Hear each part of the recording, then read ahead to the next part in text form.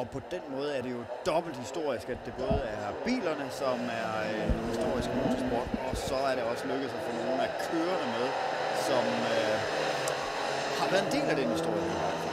Jamen, altså Kasper Aagaard sagde, prøv at google Harald Gros. Så det gjorde vi naturligvis, anført af det Kasper Aagaard sagde.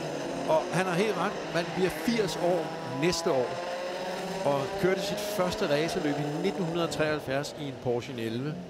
Og derefter er det det er et virkelig en flot motorsportskarriere. Har kørt mere end 50 24-timers løb, både Le Mans og 24-timers løbet på Nürburgring.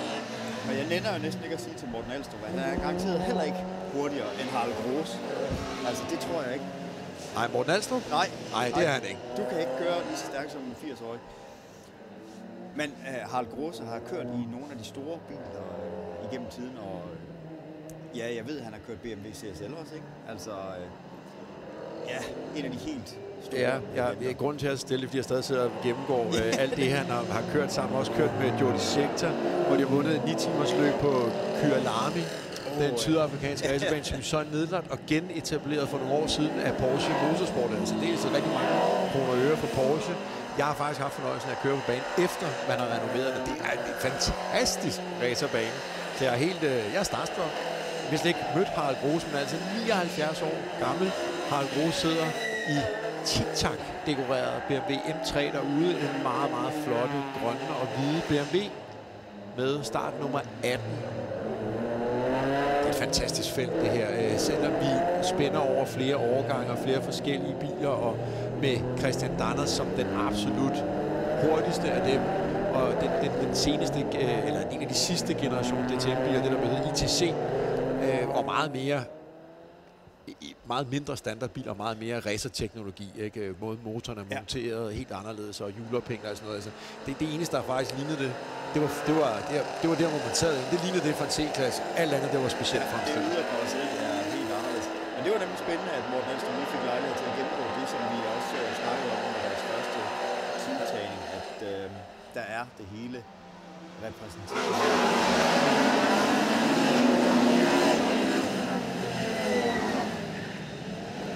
Så det er ikke underligt, at Christian Danner sætter sig i spidsen i starten. 450 hestekræfter har han altså en bil, som er lettere end den forfølgende BMW.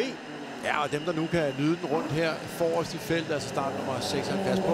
Prøv at se, hvis I kan, hvor lav den er foran, altså frontspoileren, splitteren ud over lyden. Altså, vi kan jo tydeligt høre, at den indsugningslyd, den laver helt anderledes. Men så er der nogen, der får bremsen sådan noget bag. Ja, der var lidt der, jeg håber, det blot var dækrøg. Vi så dernede, men altså prøv at lægge mærke til, hvor lav Christian Danners Mercedes C-klasse ITC er. Ja, det er ret vanvittigt. Fin start af Team Fox i den enlige Nissan Skyline, den blå. Men er de jo store biler i feltet? Det er spændende også at se bilen på andenpladsen, ikke? Er det ikke Jannik Dinger her, vi har i BMW 328 i E36? Det er det nemlig, men han bliver allerede nu presset af vores egen Christian Poulsen. Christian Poulsen kørende i BMW M3, start nummer 95. Jannik Dinger forsvarer sig godt. En lille kuriositet med bilen på andenpladsen. En Fina-dekoreret BMW. Den kører altså på bioetanol. Brændstoffet i tanken af bioetanol har man bygget den om til at kunne køre racerløb på. Og her er gul flag. Vi har Opel Kadett-raceren, der humper afsted. Ja, er den punkteret, det tror jeg da. Det er godt, det ser ud som om, der var et eller andet på højre side, drillet den i hvert fald. Men ja, der er gul flag derhen, og vi har jo ikke fået safety car. Det har vi så. Vi har fået en safety car. Og det er jo derfor, at Christian Danner havde sat tempoet så meget ned. Den førende bil. Så her har vi lige en recap af starten. Der er altså hurtigt, Jannik Dinger, til at smutte ind og sikre sig andenpladsen, i hvert fald rundt i sving 1.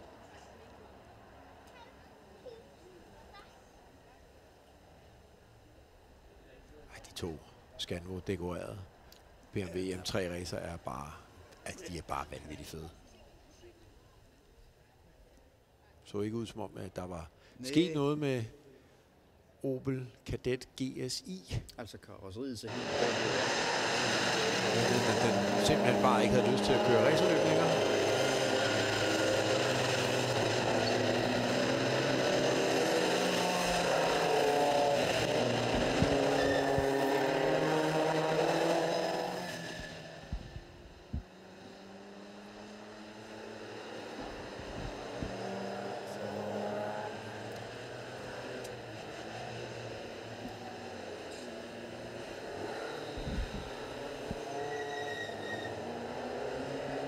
Men altså efter safety-caren, nu hele feltet her i Touringwagen Legende, den tyske serie, som i den grad vækster meget, meget voldsomt hvert år i popularitet. Flere og flere deltagende biler, og også mange tilskuere, når klassen er ude at køre sine løb. Christian Aasgaard, som vi hørte fortælle, der altså deler bil nummer 18, Harald Grus deltager i flere tyske løb om året, og kommer meget begejstret hjem hver gang og fortæller om de events, han har været til. Ja, for det er jo ikke så mange år siden, at klassen her er blevet historisk, og det er også derfor, at nu er de først ved at genopdage bilerne, og så er de jo ved at genopbygge bilerne, renovere bilerne, eller bygge nye udgaver af de gamle racerbiler. Det er jo sådan, havde man nu fat i Chris Nissens M3 eller Kurt Thims gamle Mercedes 190, som havde kørt løb dengang, og måske ovenikøbet havde haft succes dengang, så vil den bil være væsentligt meget dyrere, end hvis man bygger en ny M3 op, eller en ny 190 op. Og det er den sidste vej, der er mange, der er gået. Kasper Aasgaards bil, mener er nybygget. Christian Poulsens bil er i hvert fald også nybygget. Og har vi ikke også... Det er ikke den her klasse, nej, vi har flere andre af de danske M3'er, som er bygget ligesom dengang, men ikke biler, der kørte dengang. Det gør faktisk lidt af en prisforskel. Billigt, det er det bestemt ikke. Og det finder man jo så ud af, når man begynder at genopbygge de her biler. Når klassen begynder at blive historisk, der skal køres løb med dem. Hvor er alle stemplerne henne? Hvor er alle reservedelene? Hvor er alle gearkasserne? Og så videre og så videre, fordi det var Hvem jo har ikke gemt 10 af dem? Det er der jo ingen, der har, vel? For man troede jo ikke rigtigt, i hvert fald dengang, det er noget, man skulle bruge igen. Så det er ofte nogle gange forfra. Ja, så det er en lang proces, så der er jo mindst én M3'er, vi ser i den danske 90'er-klasse, som har været undervejs i 4 år eller sådan noget, har de brugt på at bygge sådan biler. Jeg mener, Jan Heiselberg, er han færdig med sin bil? Det er jeg faktisk ikke helt sikker. Det er jeg heller ikke, men jeg tror faktisk, han har noget ude at køre. Men jeg er heller ikke helt sikker. Jeg er også en lille smule forundret over, at vi nu sidder med et rødt flag endnu en gang. Jeg ved ikke, om det er sådan... Nu er det bare blevet på mode at trække det herinde på Bellahøj Park i dag for løbsledelsen, så nu trækker vi bare et rødt flag igen. Jeg kan ikke... Vi er det i hvert fald helt uforstående. Vi har bare en kadet holdende, vi lige skulle have flyttet. Det er det vel bare at køre ned og sætte krog i den. Jeg kunne faktisk se trækkrogen på det ene billede, ja. Og så bare lade det gå lidt dæk med at få den af vejen, så vi kan få noget racerløb. Det er faktisk ligegyldigt, om jeg kunne se den trækkrog, for vi ved, den er der. For det er en del af den tekniske kontrol, at alle biler bliver gennemgået, om de nu har den trækkrog for og bag, som de skal have. Så man lige præcis kan hooke dem op og få dem hurtigt af vejen i sådan en situation som her. Så det er lidt underligt. Meget, meget underligt. Altså, skal der være heldig, hvis vi bliver færdige med dagens program, inden det bliver mørkt.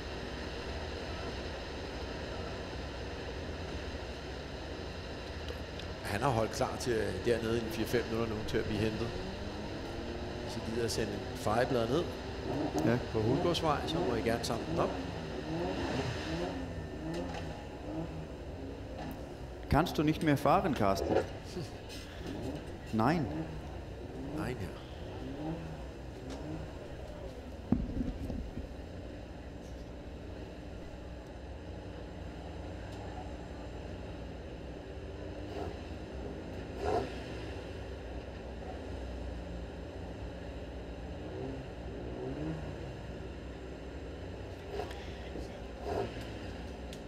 Det er jo derfor, vi ikke kan forstå, hvad der sker.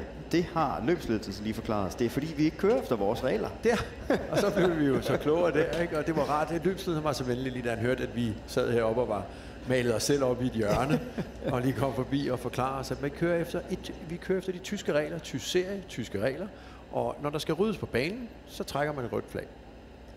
Og når der så er ryddet, jamen så slipper vi safety-caren igen, og så får vi en rullende start derefter det. Så det er simpelthen derfor, og tid er også derfor tiden stoppet.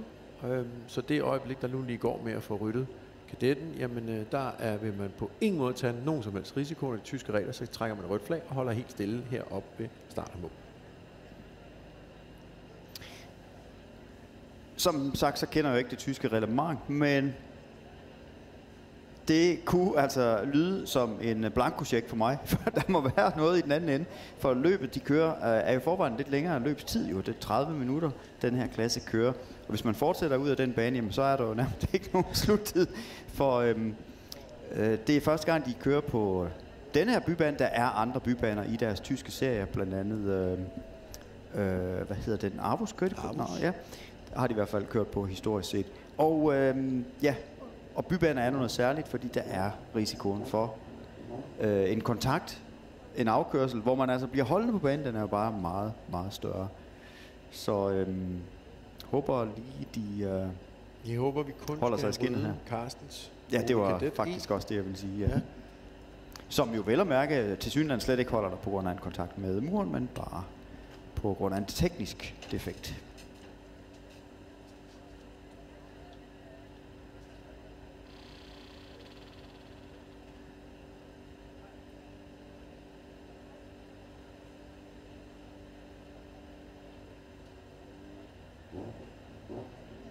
Her i de andre kameraer kan vi nu se, at, og det kan vi også nu, kadetraceren op på Gårdbegedens Fejreblad, nede på Hulgårdsvej og hurtigt ind i slusen. Effektivt, da tilladelsen var givet til, at man rent faktisk måtte køre ud, og holdt altså klar til lynhurtigt at få den hævet ind i sikker forvaring. Jeg kan jo ikke lade være med at tænke på, at jeg har aldrig set en Opel Kadett i Martini-farver, men jeg vil næsten tro, at den har kørt i de farver. Der er jo mange af de historiske klasser, hvor du ikke bare må vælge fri bemaling. Det skal have været noget, der rent faktisk har været anvendt tidligere. Ja. Og Sonax-reklamen på siden ser også meget autentisk ud. Ja.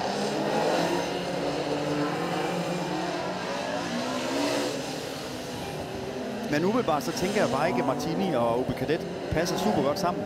Det er mere... Nu synes jeg, at du er lidt hård ved Opel-mærket her, kan jeg fornemme. Du vil gerne over i Lancia. Du vil gerne ind i Lancia-universet. Ja, så vil jeg gerne have noget mere øl ind over på Opel. Ja, på Opel'erne, ja. Eller noget Deutsche Post. Også det, ja. Som ikke nogensinde har været på Kadetten, men derimod på Vectra og Calibra. Ja. Men også hårde odds op imod, fordi han er den eneste bil i klassen, som tilhører de mindste kubikklasser, så ja. Den er i forvejen, han har altid haft det svært. Ja, den er i forvejen, var det i forvejen svært.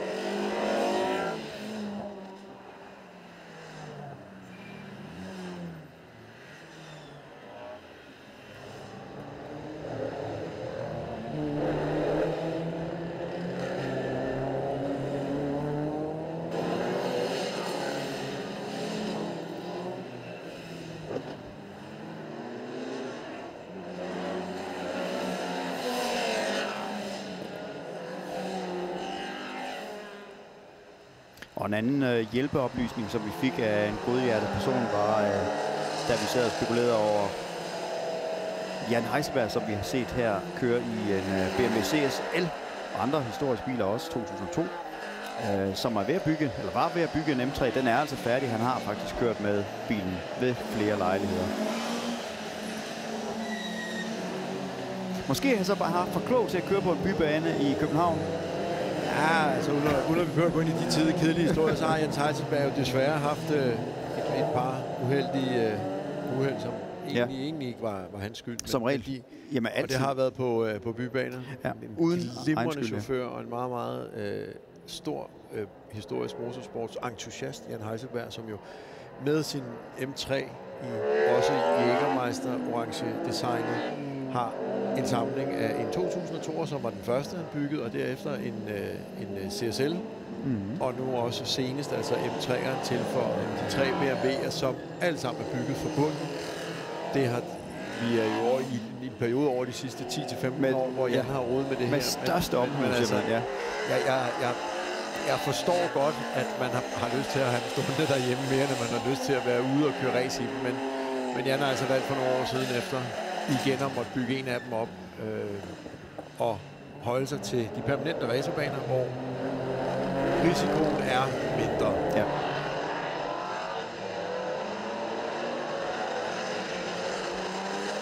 Og altså safety caren, nu slukkede lamperne, og det bliver Christian Danner, der med start nummer 76 sætter løbet i gang igen, kan man sige. Og der er nok for Jannik Dinger, der ser at få lukket hullet op til Christian Danner, så om ikke andet bare for at komme væk fra Christian Poulsen. For de ved jo, når Danner han trykker på speederen, jamen, så stikker ITC AMG-raceren altså fra ham.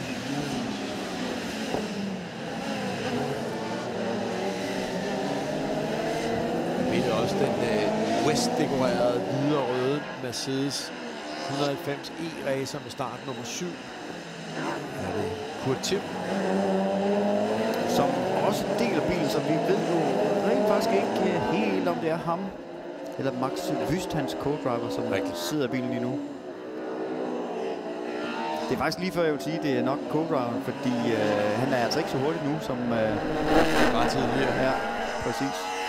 Det giver god mening, så bliver det Kurt Tim, der givetvis kører i morgen også, hvor Kasper Åsgaard for eksempel kører. Og altså man kan sige, Jannik Dinger, han ved i hvert fald, hvordan man kører defensivt, når man har en Christian Poulsen. Det er stærkt, det der. Den lange vej rundt. Det var edderbak med godt puttet ind der. Der er heller ikke noget at give. Han tager farten ud af Dinger, og det er lige før det koster ham. Det kostede andenpladsen, ikke? Han fik Christian Jensen, som er i teamet, op på andenpladsen, og er nu selv på tredjepladsen. Men de var altså nødt til lige at være enige, hvem der kørte først ind igennem venstresvinget.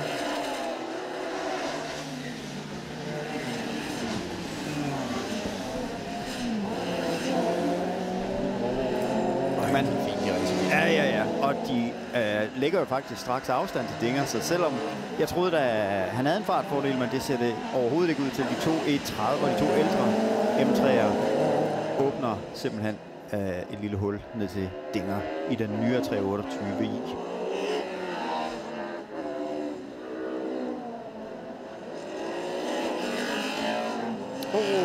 Var det ikke en påkørsel af en floppe, jeg så der? Nå, men altså, de må jo godt, det er jo lavet om til, at de gerne må rammes, bare ikke køres henover. Men jeg kan jo her, Claus, jo sagtens være en tysker, der siger noget andet. Ja. Det skal vi overhovedet ikke gøre os kloge på. Vi nyder bare noget fedt race, og Jannik Dinger er nu under pres for Thor Magne Tjemsland.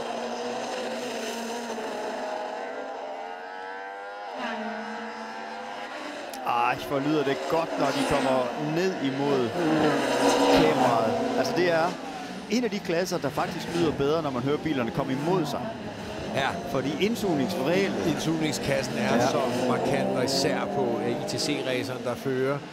Og man kan også høre, når den tager gearne, at den sekventielle gearkasse er meget hurtigere end dem, man kan benytte de andre, som jo er en dogbox i stedet for. Den kan godt skifte uden, at du som sådan flytter foden for speederen, men du roder jo i det, der vil være en tilsvarende manuel H-gearkasse. En traditionel gearstang simpelthen. Hvor i ITC-raceren, der har vi en form for sekventiel løsning, så den cutter så meget hurtigere på omdrejningerne og giver bilen et nyt gear.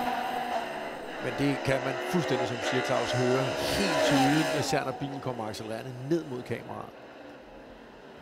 Ja, det lyder altså bare skønt. Christian Jensen, han har tilfældigvis fundet knappen med vinduesviskerne. Fordi han er kommet så...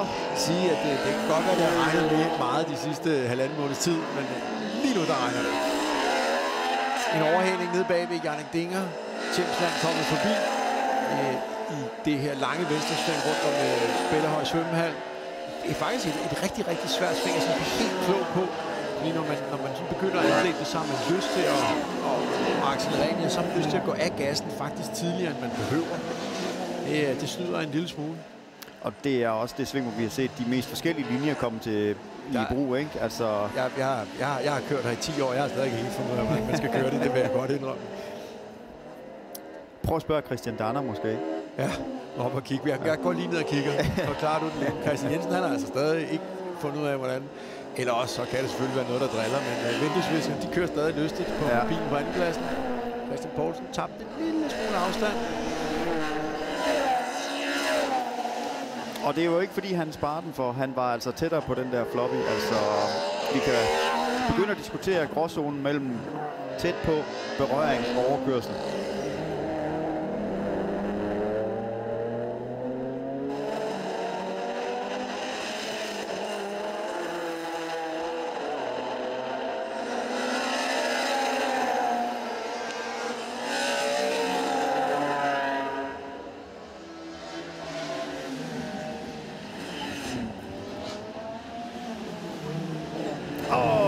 Altså, ja, man kan ikke se, at de er teamkammerater udover lige på bemalingen af bilerne, for der bliver virkelig ikke givet nogen vendetjenester mellem Christian Jensen og Christian Poulsen. Hold da op, Poulsen, han var helt oppe på kofangerne. Jeg tror altså næsten, han rørte ham. Og det er faktisk historisk korrekt, fordi det var noget af det, gruppe A også blev kendt på, at de gik så meget til grænsen. Ja, der blev notchet en lille smule. Ja, det var ikke en berøringssport, men det var ikke ukendt. Det var ikke kontaktsport. Nej, det var det. Men hvis du ikke, altså hvis du af en eller anden grund ikke lige havde samme hastighed som ham bagved dig, så gjorde ham bagved dig, der er opmærksom på det ved at skubbe dig. Ja. Altså så du havde bare følt med den foran. Hvis du af en eller anden grund faldt ud af rækken, så måtte du væk. Og det blev du så ligesom venligt hjulpet ud af rækken, hvis du først var begyndt at falde af på den. Og det var jo også, fordi det var så tæt, og netop at bilerne er så tæt matchet, så er de også afhængige af en slipstream. Og hvis man ryger ud af den, så har man faktisk... det koster også tid. Ja, det gør, og det var faktisk et rigtig godt eksempel på lige præcis det, vi snakker om med det her med svømmesvinget. Der er så mange forskellige linjer, og Mercedesen, som også deles med Kurt Tim, stikker næsen ind. Så har Groß, han bliver lige fanget med den, og så snæver den til. Ja.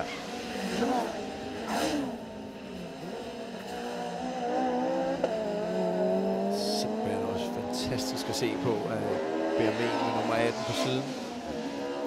Ja, altså de er bil 2 og 3, henholdsvis Christian Jensen og Christian Poulsen, de er stort set identiske. Dog, den lille ting, som Claus nu selvfølgelig har bemærket, det er, at Christian Poulsens racer kører med sorte sidespejle. Ja, og en vinduesvisker. Og her er en vinduesvisker, og Christian Jensen kører med hvide sidespejle. Der blev bremset sent der. Ja. Men til gengæld lige på lige at se... Rosa nærmer sig altså... Og Tjemsland på 4. plads. Ja, netop. Thor Magne. Og sådan...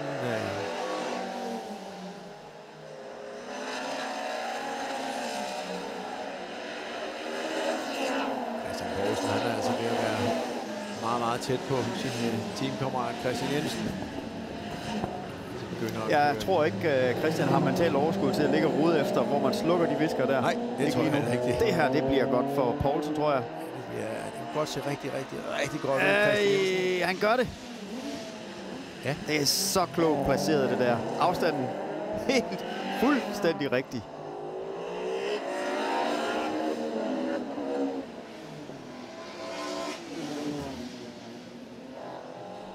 Han har gjort det til en nationalsport nu, Christian Poulsen.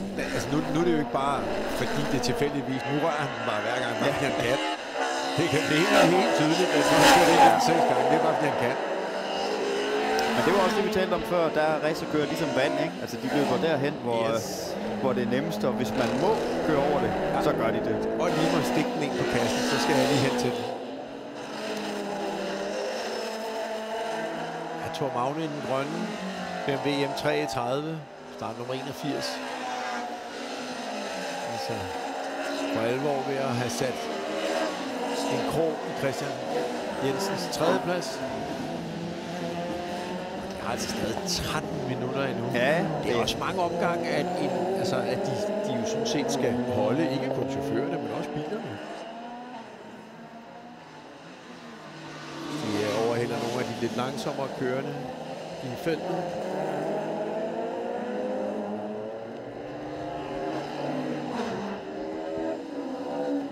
Audi 80 Competition. Også en ikonisk racerbil for den tid. Ja, som stadigvæk tilhører den generation, hvor den faktisk har en hel del med en Audi 80 at gøre. ligesom Mercedesen, hvor motoren ligger helt anderledes. Det var vist nærmest kun navnet, den havde til fælles med en C-klasse. Ja, kæmper for det. Nej, det er et dårligt sted, det må I ikke. Tak, det fandt Thor og Magne også ud af. Ja. Problematikken er, kostede det ham faktisk noget tid. Ja, men udfordringen er, at Christian Jensen, han kan ikke se ham. Godt, hvad han ved, at han måske er der, men han kan faktisk ikke se ham i sit sidespejl, fordi han er jo også ved at dreje til venstre selv. Det vil sige, at han har raceren på indersiden i en blind vinkel. Han aner ikke, hvor han er henne.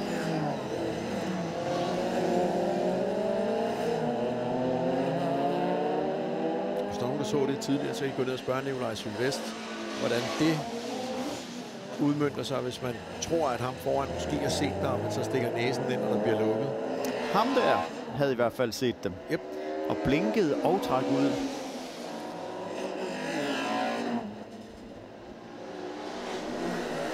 Christian Poulsen har altså kørt 3 sekunder væk fra Christian Jensen. Og selvfølgelig også tænker, at det koster tid at være så meget under pres. Han har fået stoppet viskerne, eller også han holdt op med at virke. Sikring er gået. Der er ikke mere strøm på. I er helt færdige. Men han blokerede stadigvæk under indbremsning, så det er altså ikke fordi, at han sidder og feder den derinde. Det tror jeg heller ikke. På nogen som helst måde.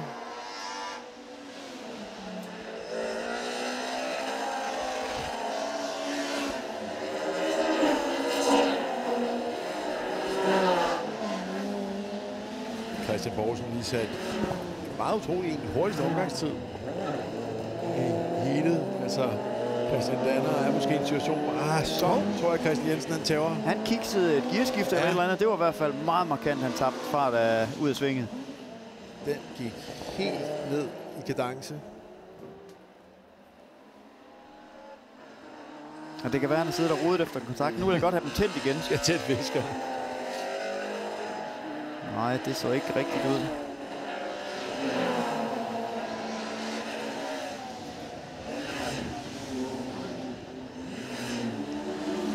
Så ser det ud til, at Kurt Tims bil start nummer 7, kørt af Max Vyst, har tekniske problemer. Den rasler i hvert fald ned igennem feltet.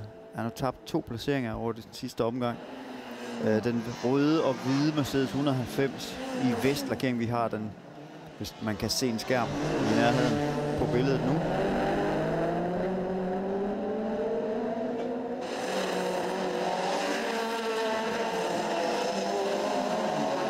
Eller var det bare luften, der gik ud af køren der? Ja, det er jo svært. Det er også langt ud at køre. Ja. Harald Brose, han har svært ved at bedømme præcis, hvor at egentlig den her chikane er. Fordi den er dækket af bilen foran. Ja.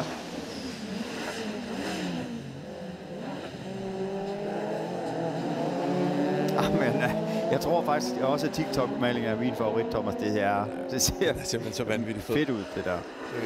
Den er fabelagtig. Men Vest Mercedesen også her, også med de her i øjenfaldende fælge, de originale, der sad på lige præcis den racer. Altså, den er bare så mega spændstig. Og en absurd Mercedes i gadeudgaven, ikke? For på det her tidspunkt, sidst i det originale DTM-reglement, der blev det tilladt at efterhomologere ting. Oprindeligt skulle man jo lave 5.000 gadebiler. Den ser desværre ud til at have mistet pusen. Det er en ryger, det der. Meget, meget ærgerligt. Start nummer 110. Nej, 12. Og så får vi jo faktisk gul flag. Nej, det er det heller ikke. Og vi får safety car igen. Der er 8 minutter tilbage. Hvad gør de så? Ja, tyske regler, som sagt. Ja, men den skal jo ryddes, så nu er vi nødt til at give gul flag, rødt flag, og så stoppe alle bilerne op på startmål langs siden, og så starte forfra. Fordi det er jo det reglement, de kører efter. Så hvis vi skal gøre ligesom før, og der skal ryddes på banen, så er det rødt flag. Ja. 8 minutter tilbage. Tiden kører i øvrigt stadigvæk, så...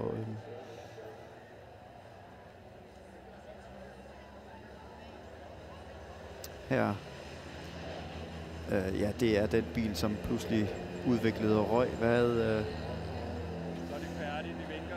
Ja, puh.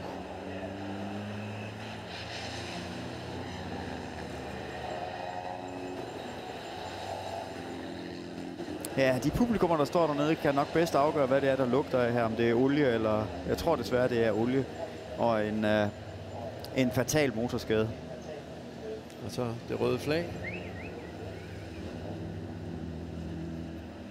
Og så kan der være nogle finurligheder i reglerne med, om det skal genoptages, og der er kørt mere end 2/3 af løbet, og ditten og datten. Altså, men det... Vi har ikke lige fået reglement til gennemlæsning i går aftes. Det ville jeg altså vildt gerne have haft. Ja, ikke? Til at falde i søvn på. Ja. Nej, se, de er... Claus, jeg tænker, at du i morgen vil have læst reglementet igennem. Jamen, altså, hvis der er nogen, der sender mig til mig. Ja, klart. Det skal vi nok sørge for. Formula Student, manden vi havde op, han forklarede jo deres reglement, det var 150 sider. Men det er jo sikkert på dansk, kunne jeg forestille mig. Jeg det håber ikke. Altså, det her, det var lidt ærgerlig afslutning, men godt for Christian Poulsen, og faktisk også godt for Thor Tjemsland, som slutter som 3'er. Jeg går ud fra det, vi ser på skærmen af stillingen ved omgang før det røde flag. Tror du ikke det? De har, hvis de Nej, det er jeg faktisk ikke sikker på. Det er ikke sikkert. Det ser ud til det, når de ruller over stregen. Ja. Det er lidt et spørgsmål for Christian Jensen, nemlig om han så slutter 3 eller 4.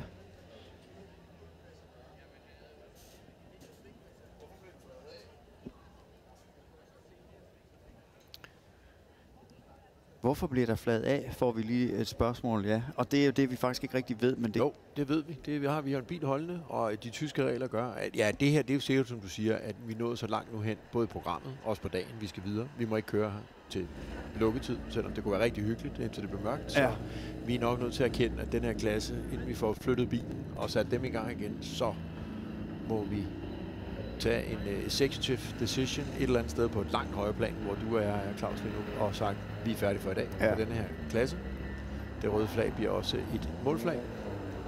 Ja, eller der er taget højde for det, ikke? Altså det er også ligesom i Formel 1, altså var det flaget af før halvtid og så videre og så videre, så det er jo derfor reglement er sådan en rasende spændende læsning. Der står jo som regel alle undtagelsessituationer, man kan tænke sig, ikke? Hvis der slår et lyn ned i den førende bil, hvad sker der så? Ja. Og så videre. Men i hvert fald Christian Danner sikker vinder, og ja, Christian Poulsen satte jo så faktisk den hurtigste tid i løbet, men Danner så altså også ud til at kunne køre endnu hurtigere. Nå, de får en chance igen i morgen. Der så vi lige et nærbillede af den klassiske BBS Kryds-EFL med guldcenter. Så bliver det bare ikke bedre. Det er i min bog jo det eneste smykke, en mand kan bære. Det er jo sådan en BBS-guldfæld. Ja, og alle ved jo, den ser fantastisk flot ud, når man er hængende rundt om halsen. Ja, præcis. Ja, præcis. Godt, flere sandheder senere. Men så vidt så godt. Ja. Ja, nu forstår jeg faktisk ikke, men Christian Jensen ender faktisk på en 5. plads. Jamen til gengæld så er det Christian Poulsen, der vinder foran Christian. Ja, skal vi lige... Den får du, Claus. Ja, jeg skal have læst det reglement. Og så er der jo noget, der hedder... En ting er det, vi ser på skærmen nu, men der er jo en 30 minutters respittid til at håndtere protester og alt muligt, og det tror jeg lige, vi skal benytte os af usikkerheden omkring.